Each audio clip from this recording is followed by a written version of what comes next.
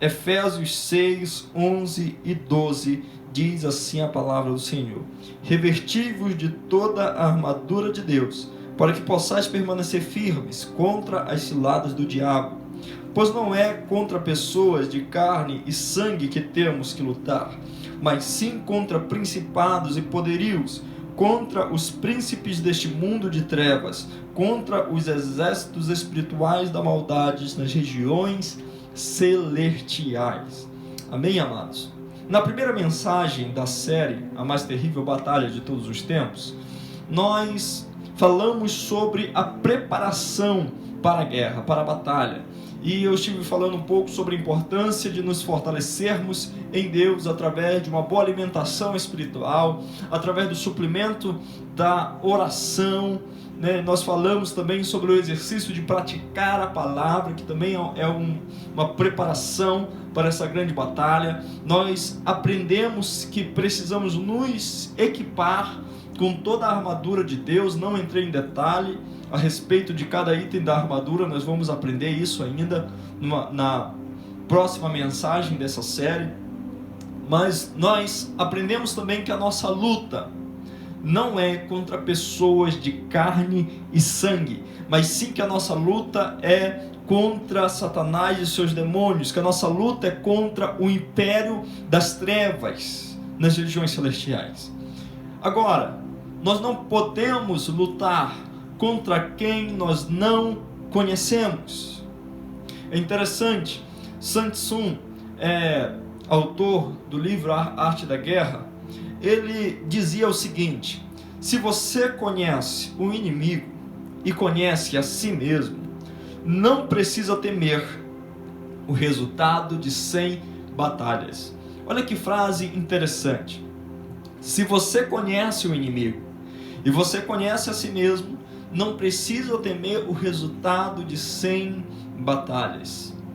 Segundo algumas pessoas, o Filipão, que foi técnico da seleção brasileira, quando a seleção conquistou, né, o pentacampeão na Copa do Mundo, muitas pessoas dizem, né, algumas pessoas, que ele usou este livro, A Arte da Guerra, usou esse livro assim como uma base para que ele pudesse treinar a seleção. E é muito interessante que, segundo, né, alguns estudiosos, né, algumas pessoas que são mais informadas a esse respeito, muitos dizem que quando ele ia enfrentar uma seleção que apresentava ameaça para a seleção brasileira, ele colocava os jogadores brasileiros ali para assistir vários jogos da seleção que eles iriam enfrentar, e eles estudavam qual eram as principais jogadas daquela seleção adversária, qual era a maneira deles, qual eram os pontos fortes, qual eram os pontos fracos. E não é à toa que naquele ano o Brasil ganhou o pentacampeão. Quem viveu aquela época sabe como foi forte as emoções. Então, quando você conhece a si mesmo e conhece o inimigo, você não precisa temer o resultado de 100 batalhas.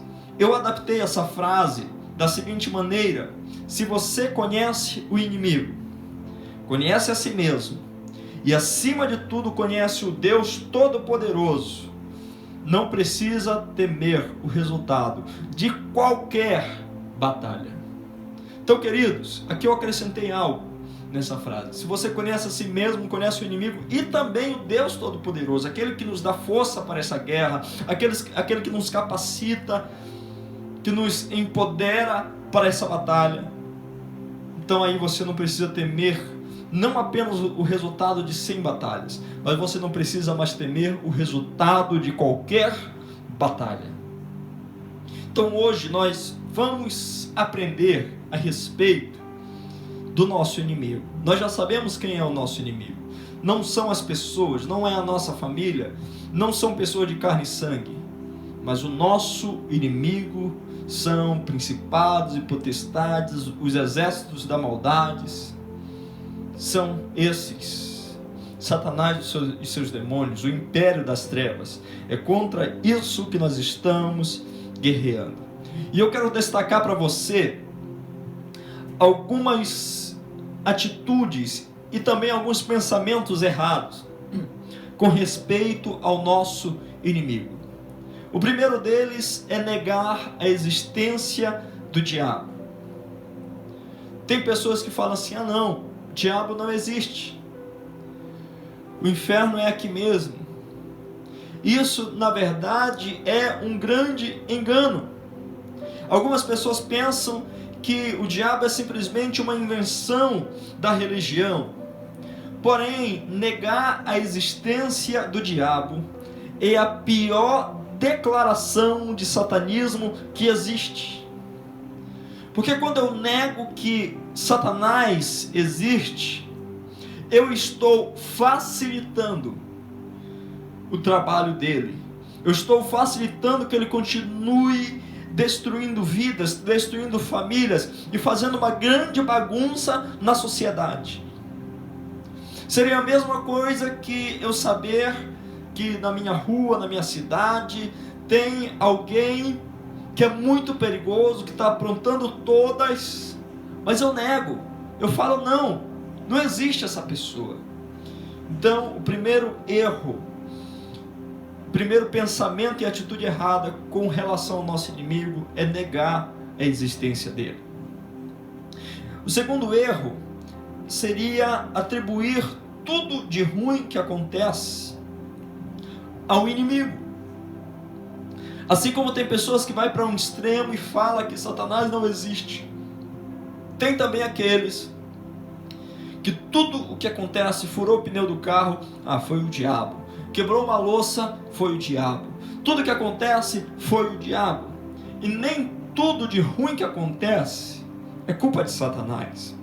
Eu lembro uma certa ocasião que eu fui visitar alguns adolescentes que na época faziam parte da minha célula, e eu fui acompanhado de um discípulo meu também.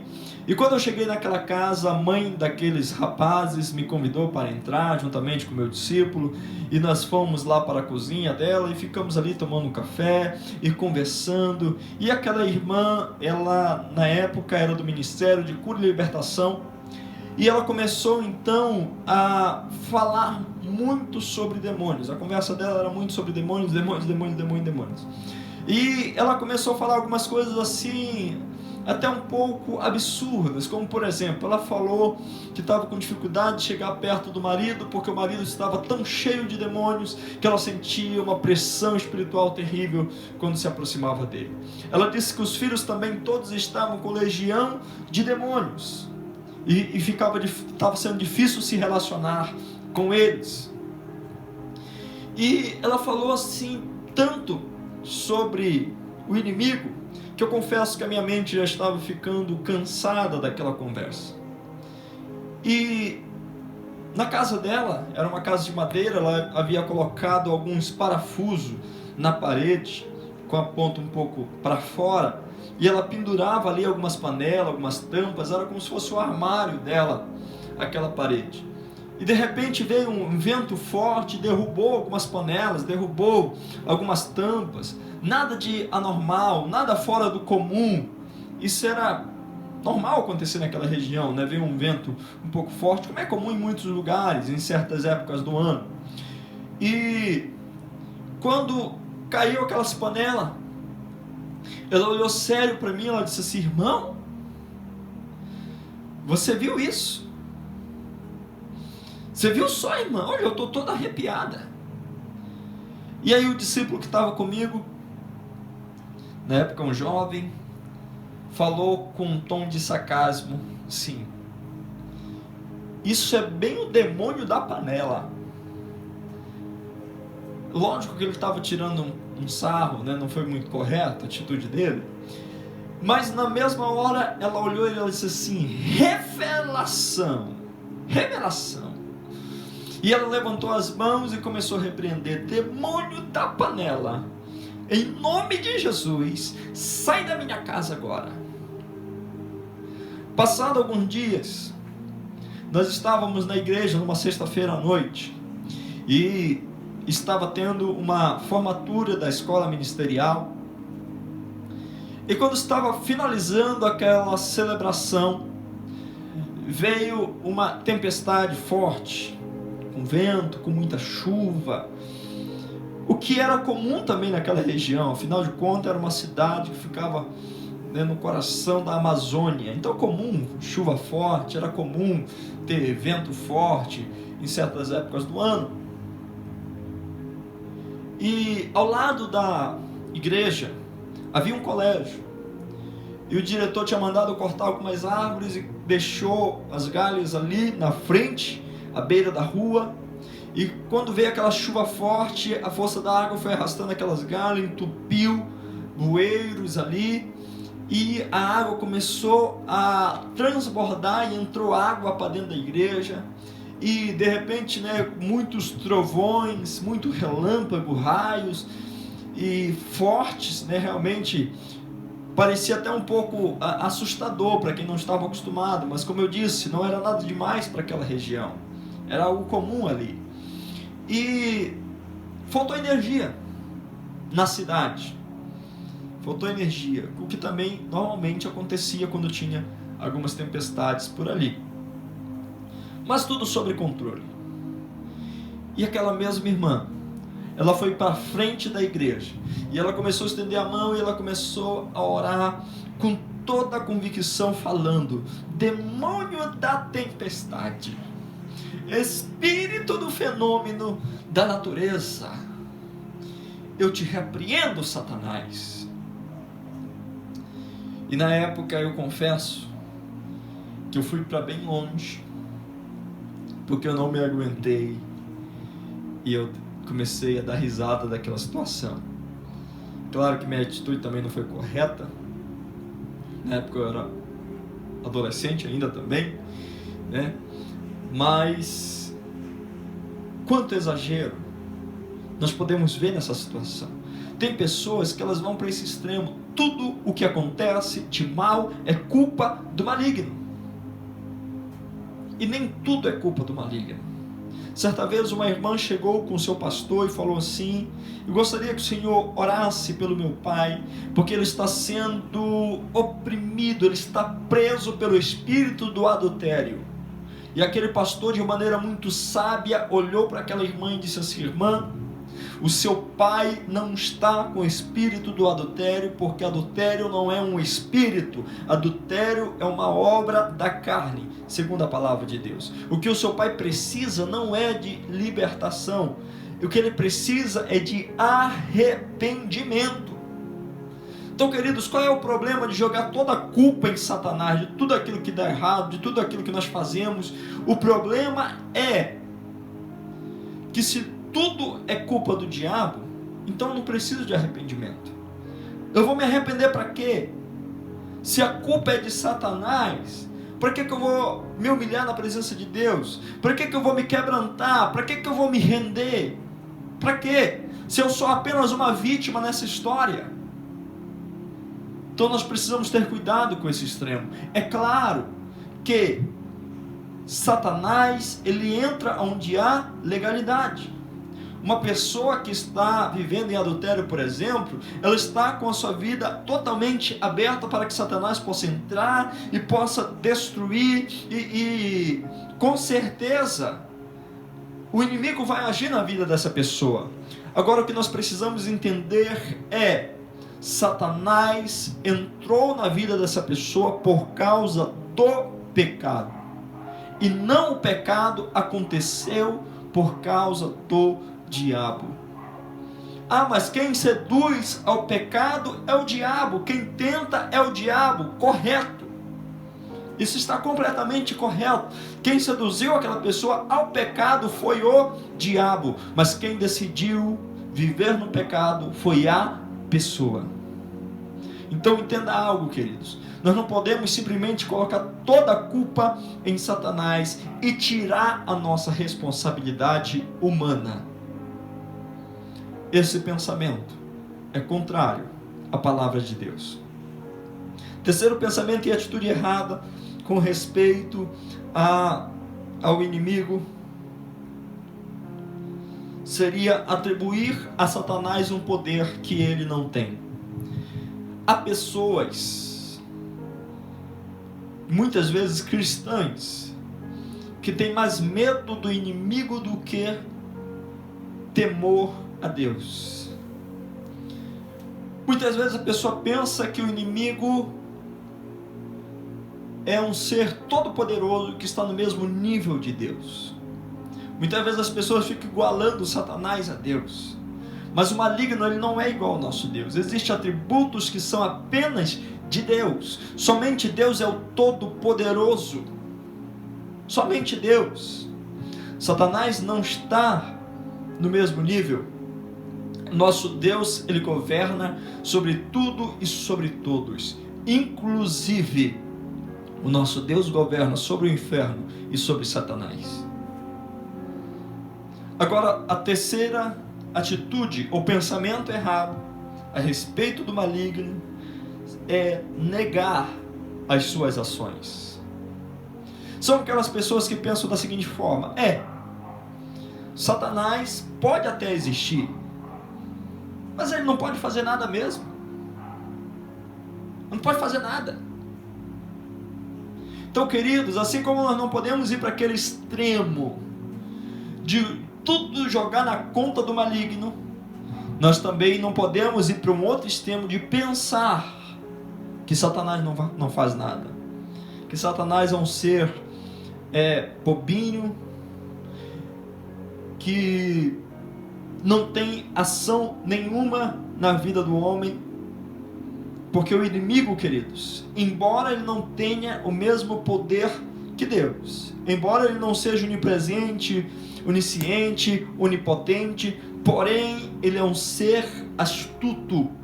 Ele é um ser que está o tempo todo planejando contra o povo de Deus, contra a igreja do Senhor. Agora, resumindo tudo isso, o que é que nós precisamos fazer?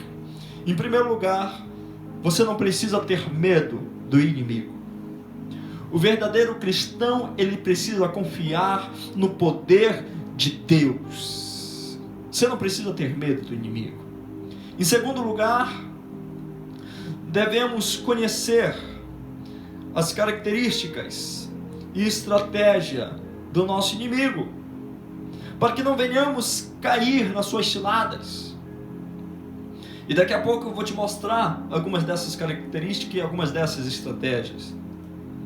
Em terceiro lugar, nós precisamos nos fortalecer em Deus e na força do seu poder, nos revestindo de toda a armadura espiritual, em todo o tempo, orando no Espírito, e entrar nessa guerra tendo a plena certeza de que Cristo já nos deu a vitória.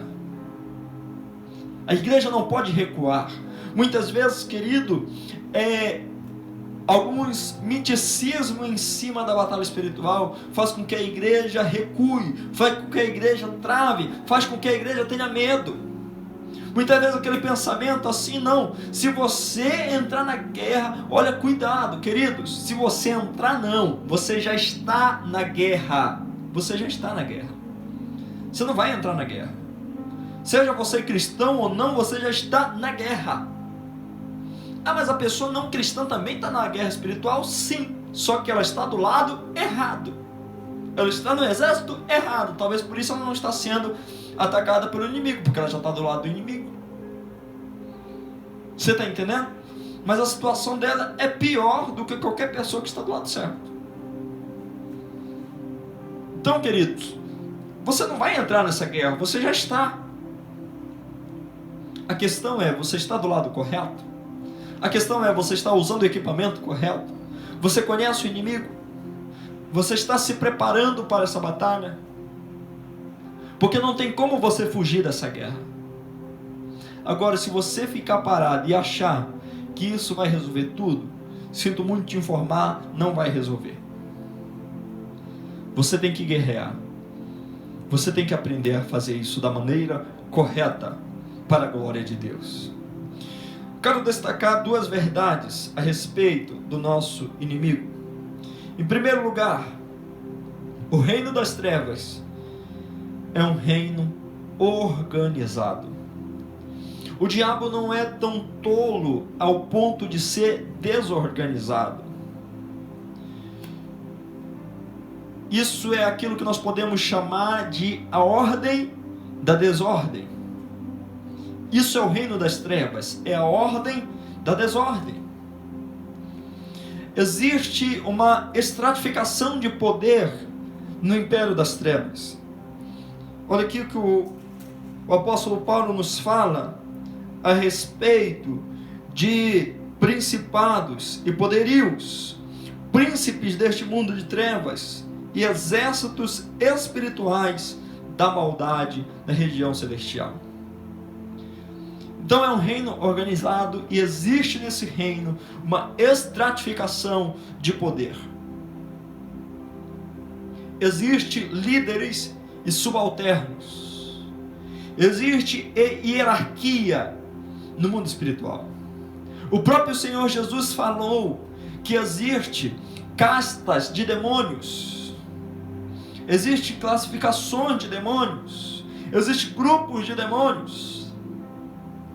E o próprio Senhor Jesus falou, inclusive, que algumas das castas de demônios só podem ser repreendidas através de jejum e oração. Então existem os mais fracos e existem os mais fortes. Existe aqueles que vai sair com a oraçãozinha e existe aqueles que nós vamos precisar guerrear mais, com jejum, com oração, com uma prática mais profunda da palavra de Deus.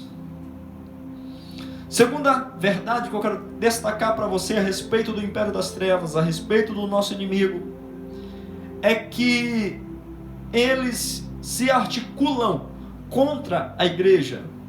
Satanás e os seus demônios estão ali 24 horas por dia, o tempo inteiro, tramando os seus planos, tramando as suas ciladas contra o povo de Deus, contra a igreja do Senhor. E eles estão ali investigando a nossa vida, buscando uma oportunidade para nos atacar.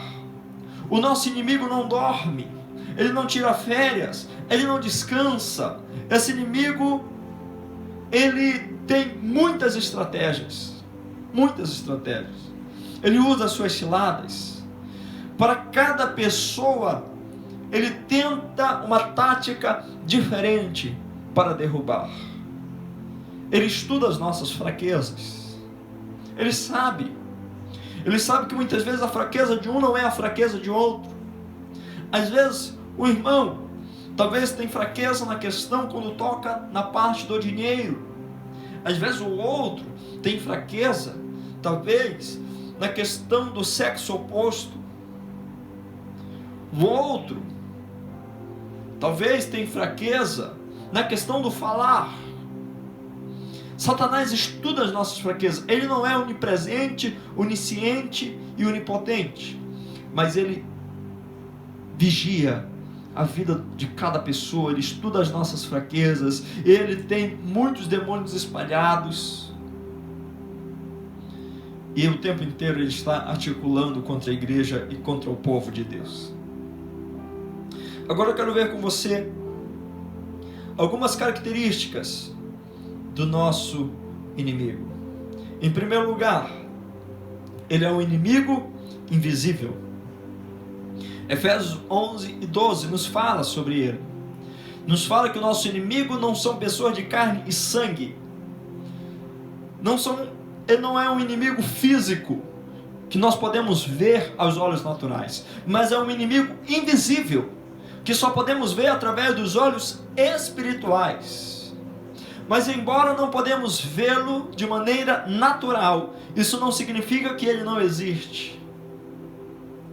Ele é um inimigo real, e muito mais real do que a pessoa que você está vendo próximo de você agora. Muito mais real do que eu que estou aqui ministrando essa palavra através desse vídeo. É um inimigo real. Em segundo lugar, é um inimigo maligno. A Bíblia dá a esse inimigo diversos nomes, tais como Satanás, assassino, ladrão, mentiroso, destruidor, tentador, maligno, serpente, dragão, Abaddon e Apolion. Seu foco é roubar, matar e destruir, como nos fala lá em João 10:10. Ele sabe que ele já está sentenciado ao fogo eterno, à perdição, e ele está o tempo inteiro tramando para que possa levar com ele milhares de homens e mulheres. Em terceiro lugar, ele é um inimigo astuto. Embora ele não tenha o mesmo poder que Deus, Satanás não é um ser bobinho. Satanás é um ser cheio de estratégias. Ele vive o tempo todo armando as suas emboscadas, armadilhas, ciladas, artes. Ele ousa a mudar os seus métodos em todo o tempo, para que possa atacar cada pessoa. Em quarto lugar, o nosso inimigo é um inimigo persistente. A palavra nos fala, aqui em Efésios mesmo, no capítulo 6, versículo 13, lá na última parte do versículo diz assim: havendo feito tudo, permaneceis firmes. Por que essa palavra? E havendo feito tudo, permaneceis firmes. O inimigo, mesmo depois de ser derrotado, ele sempre volta a atacar. Ele é persistente. Ele não desiste. Nunca. Nunca. Muitas vezes eu vejo alguns irmãos que faz um propósito firme com Deus, e depois que na vida deles parece que está tudo bem, a pessoa relaxa, fica tranquilo, começa a não levar mais a sério aquela vida na palavra, aquela vida de oração, e às vezes a pessoa pensa que a batalha acabou, e a pessoa fala assim: ai, graças a Deus, venci essa batalha, agora eu posso ficar tranquilo. Queridos, cuidado com esse pensamento, porque Satanás sempre vai voltar a atacar. Essa guerra não existe acordo de paz. Nessa guerra não existe. Não existe. Sempre o inimigo vai atacar novamente. Sempre vai ter um contra-ataque, mesmo que ele seja derrotado, ele não desiste. Enquanto nós estivermos nessa terra, nós precisamos continuar vigilantes. Nós precisamos continuar nos fortalecendo. Nós precisamos continuar guerreando contra o inimigo, contra Satanás e seus demônios. Em quinto lugar, o nosso inimigo é numeroso. Paulo fala de principados, são muitos, está no plural. Fala de poderios, fala de príncipes, não príncipe, mas príncipes deste mundo de trevas, e exércitos espirituais do mal. Existem legiões de demônios. A palavra fala sobre legiões de demônios. Alguns estudiosos acreditam que essa palavra legião está ligado ao número de uma legião do exército romano, que era a média de 6 a 7 mil. Então, queridos, são muitos. Os demônios é um inimigo numeroso, e a todo tempo eles estão matando, roubando, destruindo. E nós não podemos vencer esse exército terrível sozinhos. Não podemos vencer sozinhos. Nós precisamos da ajuda de Deus. E precisamos também da unidade da igreja para vencer esses exércitos. Porque ele é muito numeroso. E em segundo lugar, não podemos vencê-lo com as nossas próprias armas carnais. Nós precisamos vencê-los com armas espirituais. E sexta característica é que o nosso inimigo é oportunista. Ele age aonde tem brecha. Ele age aonde tem uma legalidade. Em 1 Pedro capítulo 5, versículo 8, nos fala que ele está ao nosso derredor, como um leão rugindo, esperando uma oportunidade para nos devorar. Então, queridos, em Mateus 12, 43, versículo 43 a 45 nos diz que quando o demônio sai de uma pessoa, ele anda por lugares áridos, procurando uma casa para repousar. E se ele não encontra, ele pensa consigo: voltarei para minha casa. E ele volta. E se a casa estiver vazia, ele entra novamente e traz consigo mais 7 demônios piores do que ele. Então o inimigo, ele age aonde tem oportunidade, aonde tem brecha, aonde tem legalidade. É por isso que nós precisamos fechar todas as brechas, nos revestindo com as armaduras de Deus. É por isso que nós precisamos preencher a casa, preencher a nossa vida com a presença de Deus, com a glória de Deus, com o poder de Deus. Para que não venhamos ser destruídos por Satanás. Agora eu quero destacar para você algumas estratégias do maligno. E queridos, nessas estratégias eu vou te dar diversas referências bíblicas. Não vai ter como eu ler todos os versículos devido ao nosso tempo, mas eu gostaria que você anotasse essas referências. Inclusive eu vou deixar um link na descrição aí do nosso vídeo, um link com todas essas estratégias e com todos os versículos bíblicos, para que você possa depois ler, consultar e pedir revelação do Espírito Santo a respeito dessas estratégias que eu vou estar passando agora para você. Olha como o inimigo é cheio de estratégia. Separei algumas aqui.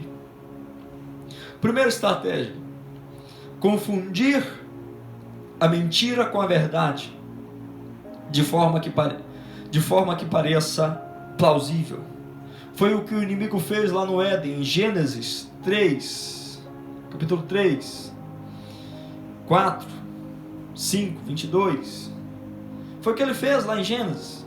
Confundiu a verdade com a mentira. Quando ele fala ali para Eva: é verdade que você não pode comer de nenhum fruto? Olha que coisa. Segunda estratégia: citar erroneamente as Escrituras. Isso aconteceu quando Satanás tentou Jesus no deserto, lá em Mateus 4, 6.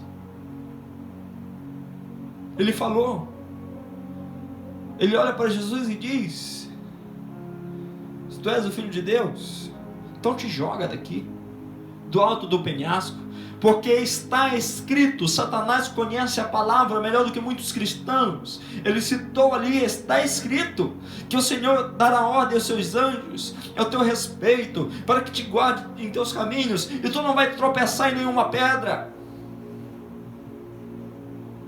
Porém, queridos, ele citou uma passagem da palavra, sim, mas ele esqueceu de colocar aquela palavra de acordo com outros versículos da palavra de Deus. Qualquer interpretação isolada da Bíblia, de um versículo que entra em contradição com toda a palavra, essa interpretação é maligna. É maligna. Por isso que Jesus combate essa tentação de Satanás dizendo, também está escrito, não põe à prova o Senhor, o teu Deus.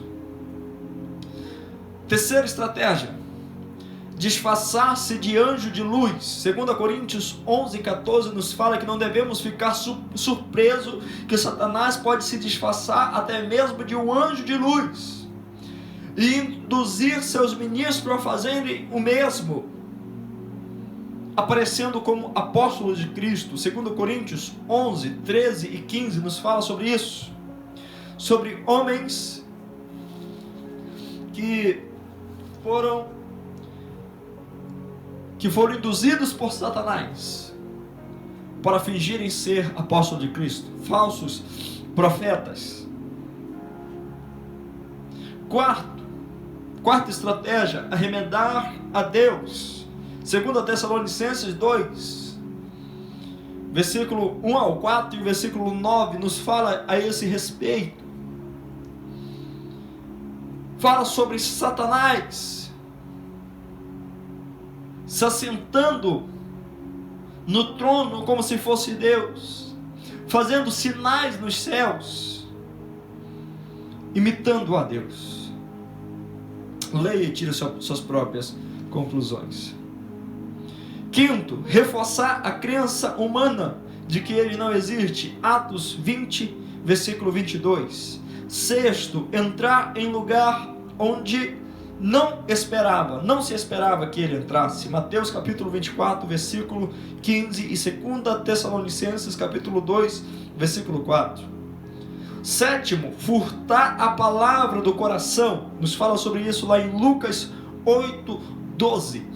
Quantas e quantas vezes a pessoa, queridos, ouve uma palavra tremenda de Deus e no outro dia a palavra já não está mais fazendo efeito. Satanás roubou aquela palavra do coração. Oitava estratégia, semear o joio no meio do trigo. Mateus 3, 24 ao 30. Semear o joio no meio do trigo. Semear coisas ruins entre o povo de Deus, entre a igreja de Deus. 9. Se opor ao pregador. Zacarias capítulo 3, versículo 1 ao 5 nos fala sobre isso. 10. Interceptar a resposta às orações dos santos. Daniel capítulo 10 nos fala, quando Daniel passou ali um tempo orando,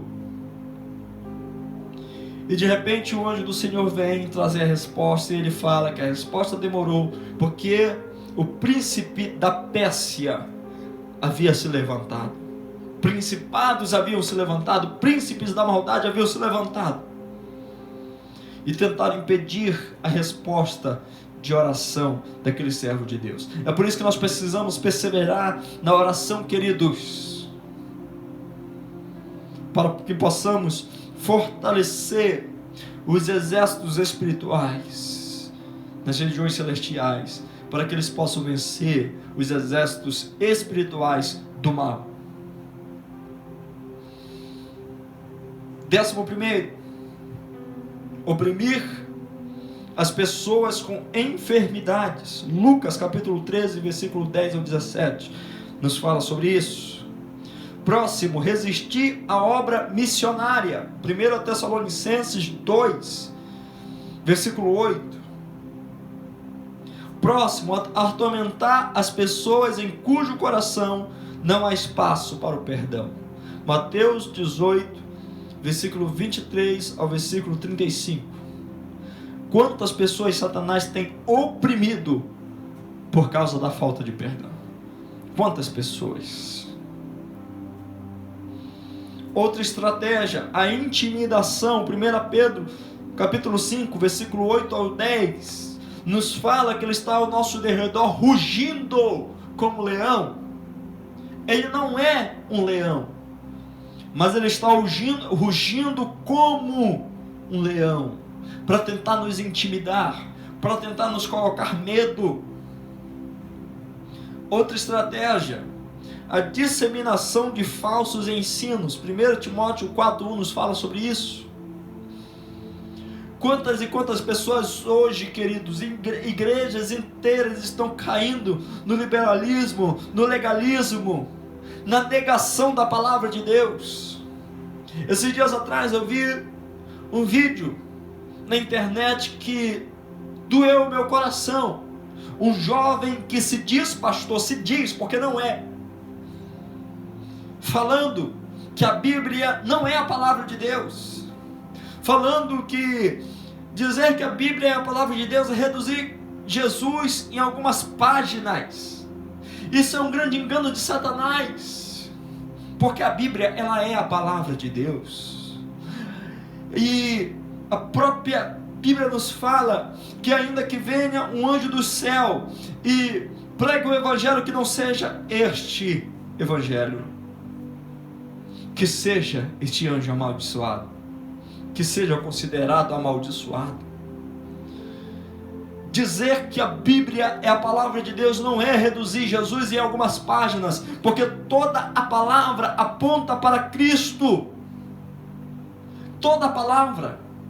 Em Gênesis, Ele é o Criador do mundo. Em Êxodo, Ele é o nosso libertador. Em Levítico, Ele é a lei de Deus. Então, queridos, em toda a palavra, Cristo é revelado a nós. Ele é o centro dessa palavra. Ele é o centro do Evangelho.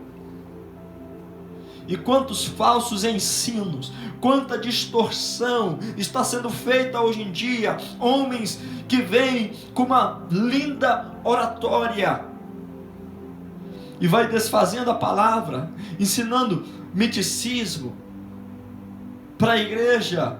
E quantas pessoas têm se rendido a isso? Quantos cristãos têm se rendido a isso? Isso é uma grande estratégia de Satanás. Outra estratégia, atacar a mente dos homens. 2 Coríntios 4:4. A nossa mente é um grande campo de batalha, queridos. Grande campo de batalha. E quantas pessoas têm tido a sua mente oprimida por Satanás? E por último, dessa lista aqui, prometer a um homem que por meio das más ações pode chegar a obter o bem. Lembra quando Satanás tentou Jesus? Ele disse, ele mostra os reinos do mundo e fala: tudo isso eu te darei, se prostrado tu me adorar.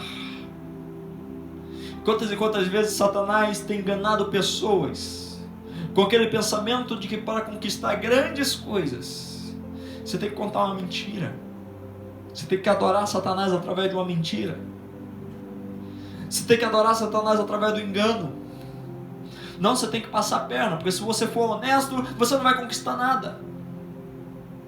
O engano, falando que por meio do mal, a pessoa irá alcançar o bem. Lucas 4:6, versículos 6 e 7 nos fala sobre essa estratégia do maligno. Além dessas estratégias que eu citei, queridos, há muitas e muitas outras que Satanás tem usado para roubar, matar e destruir. É por esse motivo que nós precisamos estar revestidos com toda a armadura de Deus, para que possamos combater o nosso inimigo, para que possamos lutar e vencer nessa guerra, para que possamos permanecer firmes, mesmo depois de termos feito tudo. Precisamos nos revestir com as armaduras de Deus. E eu quero falar algo para você. Deus já providenciou essas armaduras. Agora nós precisamos colocá-la da maneira correta e usar essas armaduras da maneira correta. É por isso que na próxima mensagem dessa série, nós vamos estar falando de maneira específica sobre cada item da armadura de Deus. cada item da armadura de Deus. Você vai compreender certinho para que serve, o que é o capacete da salvação, o que é o cinto da verdade, o que é a couraça da justiça, o que significa, como usar, como saber se eu estou revertido ou não. Tudo isso você vai aprender na próxima mensagem da série A Mais Terrível Batalha de Todos os Tempos. Amém? Então não perca a próxima mensagem, em nome de Jesus.